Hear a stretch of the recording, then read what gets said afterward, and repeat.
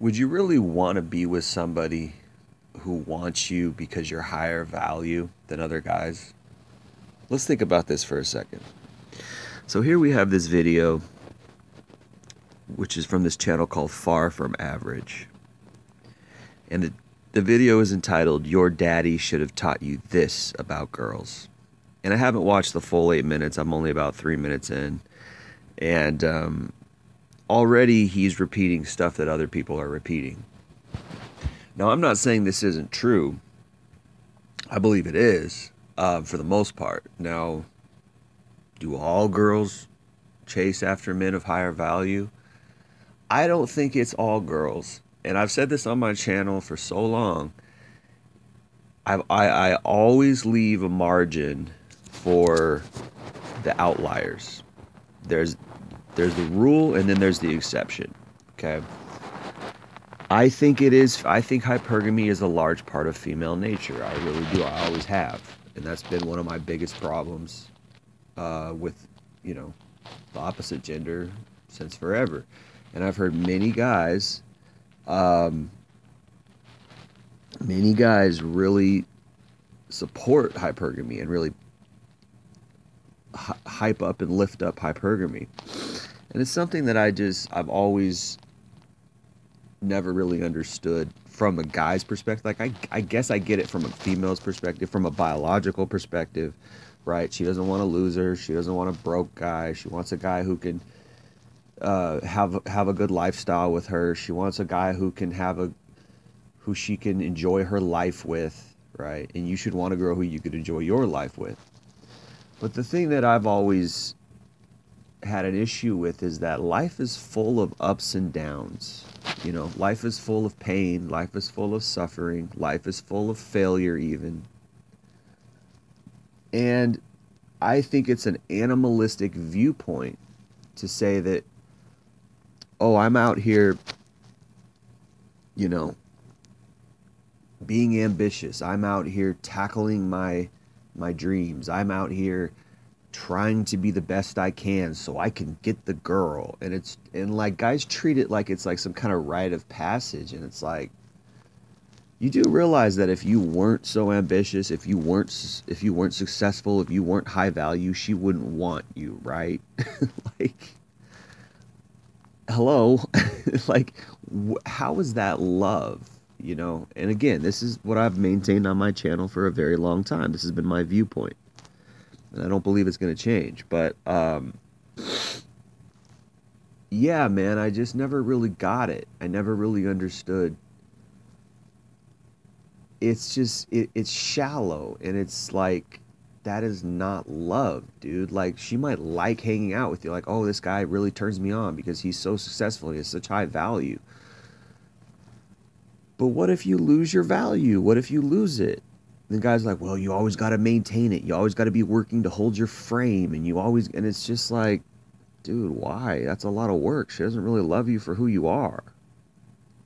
She loves you for how you make her feel, what you do for her, the lifestyle you provide for her. She likes you for your high value. That's hypergamy, man. And the thing about it, too, is it can easily change. It can easily change. She can easily lose those feelings for you if who you are changes. People change over time. But you have these advice channels like this. And again, I'm not saying I disagree with the premise of this. But you have these advice channels out here. This is what they're saying to young men. And this is why I think the red pill is so important, because it's not that this isn't the truth. It's just the way this video is framed. Now, again, I haven't watched the whole video, but I guarantee you he's going to talk about how to maintain that frame, how to maintain that high value frame so you can keep the girl. And he's talking about why girls wouldn't want lower value guys. And he's saying a lot of good stuff here. He's saying you shouldn't validate her, you shouldn't put her on a pedestal. He's explaining why it's, certain behaviors are low value behaviors, right?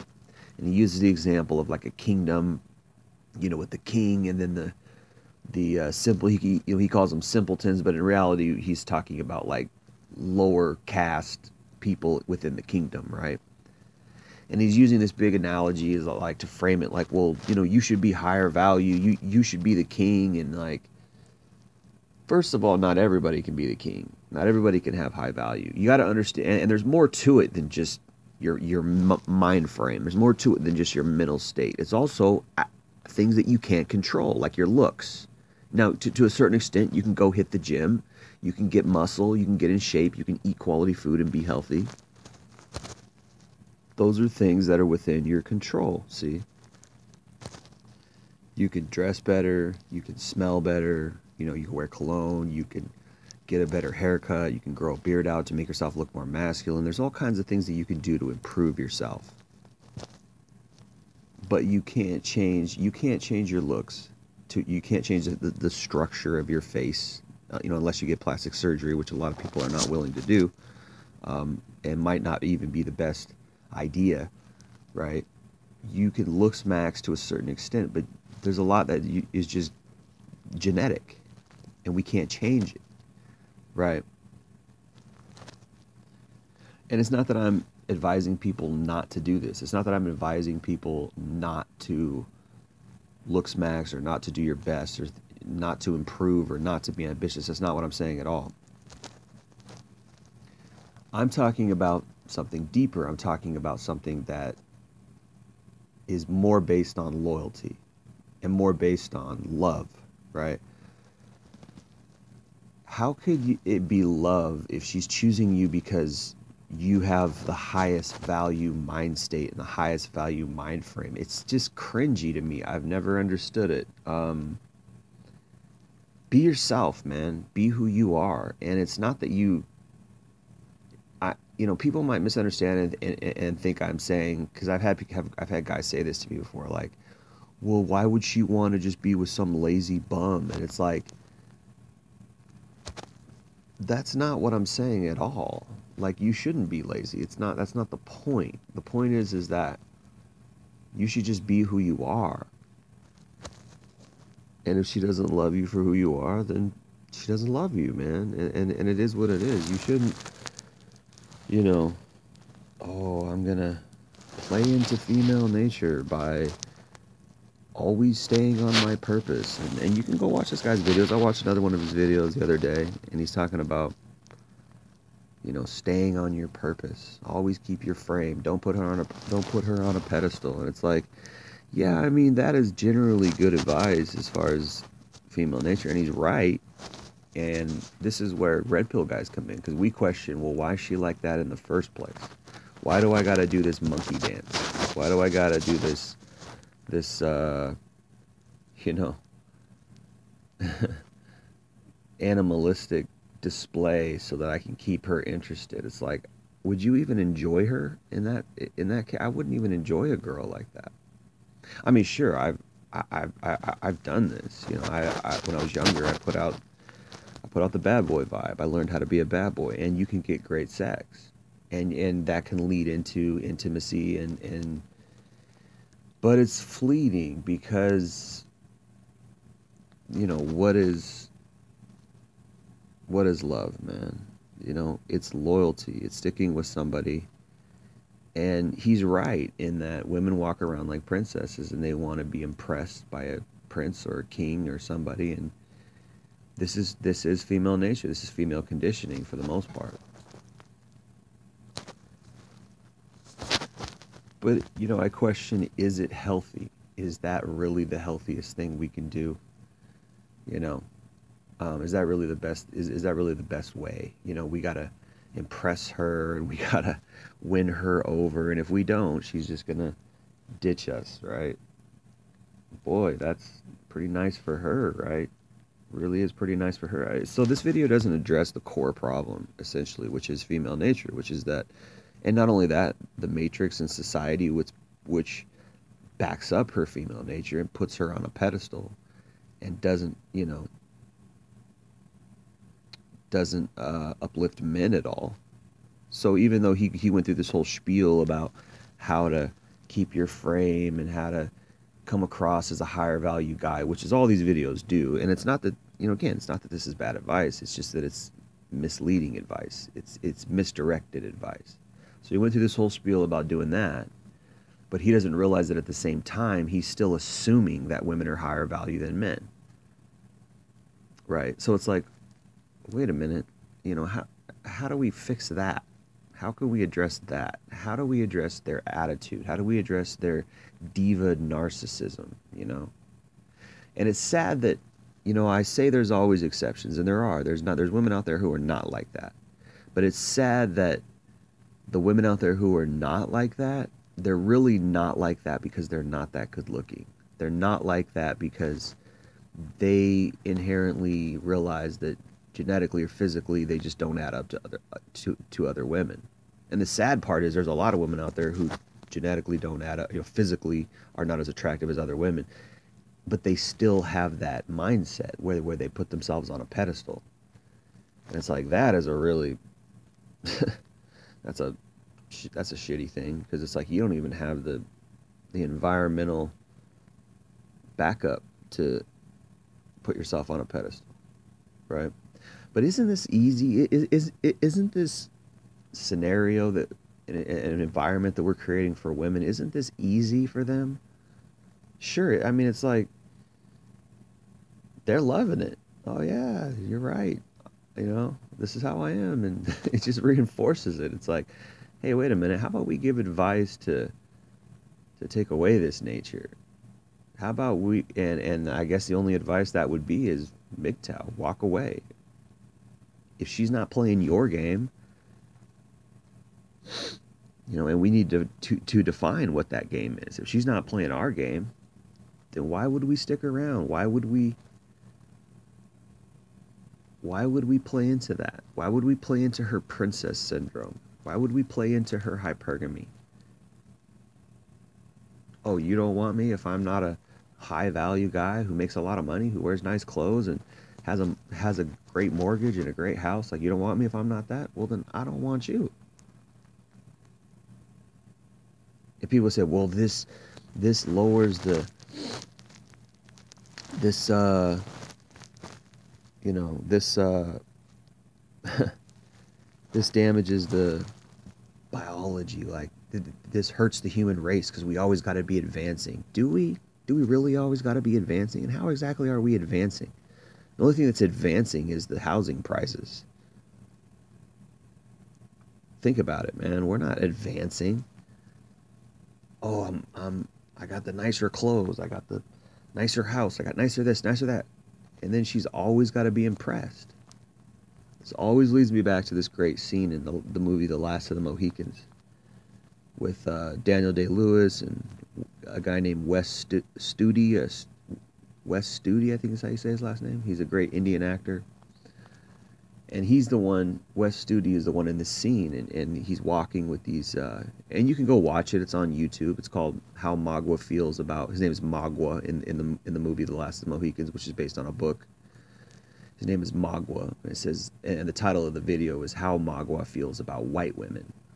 I don't know why they titled it White Women, but I mean, actually, it's apt. I just don't want to sound racist or something, but that's what the scene is.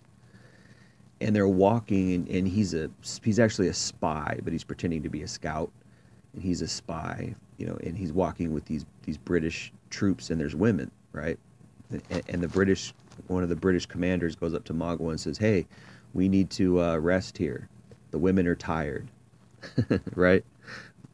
Frickin' simp, right? White knight. He's a white knight, and he is a white knight in the movie too. If you watch the movie, his behavior is a white knight. And he says to Magua, who's the scout, who's really a spy, he says, "We need to rest here. The women are tired." And he says, "Do you understand what I'm saying?" And Magua says, "I understand that the white man is a dog to his women. When she wants to be lazy, he puts down the knife to feed her laziness." And I was like, damn, that's a iconic quote. That's a quote for all times, man. The white man is a dog to his women. When she wants to be lazy, he puts down the knife to feed her laziness. Whew. What a quote, man. And it's true. This is what we do. We are feeding women's ego. We are feeding their narcissism. We are feeding their princess syndrome when we play into hypergamy. When we give them what they want, which is the validation. Don't think that you're still not validating her when you accept her nature. No, the difference is you don't adjust your behavior to her nature. No, you don't accept her nature, and then maybe her nature will change. That's a question that is something that's I never fully have come to a conclusion if we can really change their nature. If it is what it is what it is, but I'm not going to accept it and play into it by improving myself. And even if it's my frame, I got to keep this frame where she's not above me, or she's not this, or she's not. It's just like, why do I got to play these games? I can't be myself. I can't just love a woman if she can't just love me. I got to play this frame game all the time. Doesn't that get tiring? Doesn't that get old? Even when I'm married, I got to play this game, or else she's going to get bored and leave me. I mean, at some point, you would think that it's probably going to stop. It's probably going to fall off. You're probably not going to be able to maintain that frame for the rest of your life.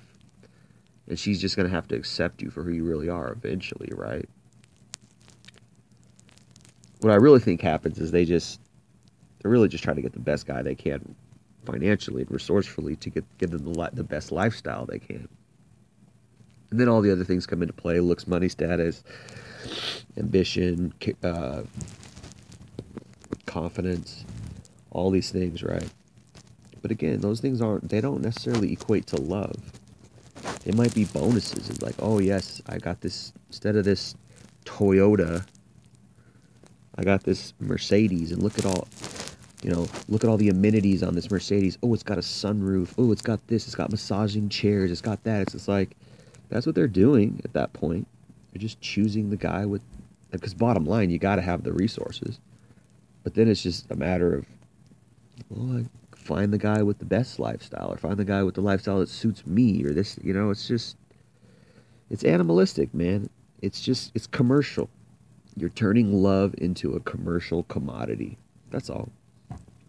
This is something I've said forever. But anyway, you can go watch this video and see what I'm talking about. Your daddy should have taught you this about girls. Like, yeah, we get it, man. We get female nature. The problem is, how do we circumvent that? How can we find real love? How can we find the genuine thing? It's like, I don't want to be a circus monkey and dancing and performing for her so that she'll love me and accept me. I want to just be myself. And I go through failures, and I'm not a fucking amazing guy 24/7. That's not real. It's weird. And this is why divorce is so high, because you're not the man I married. Well, yeah, because we have to put on a fucking front so you'll be interested in us. And this is bad advice. It just plays into that. But there's so much of this out here in the manosphere. It's disconcerting. It's problematic. I don't know. Maybe it's the way it is, but I don't like it. I don't want to be a proponent of it. I don't want to be a part of it. Love me for who I am, or get the fuck out. I got a lot of failures. I got a lot of shit. And this is the thing, is that girls say that about themselves. They say, you have to accept me for who I am, right? But she can't accept you for who you are. She can't accept you if you're broke. But if she's broke, and she's got debt, and she's got a million body count, right? You got to accept all that, or else you're a misogynist, or else you just ain't the one, right? This is the double standard. It plays into the double standard, man. Anyway, I'm going to leave it there. Appreciate you listening. Jay Lee, Northwest Podcast.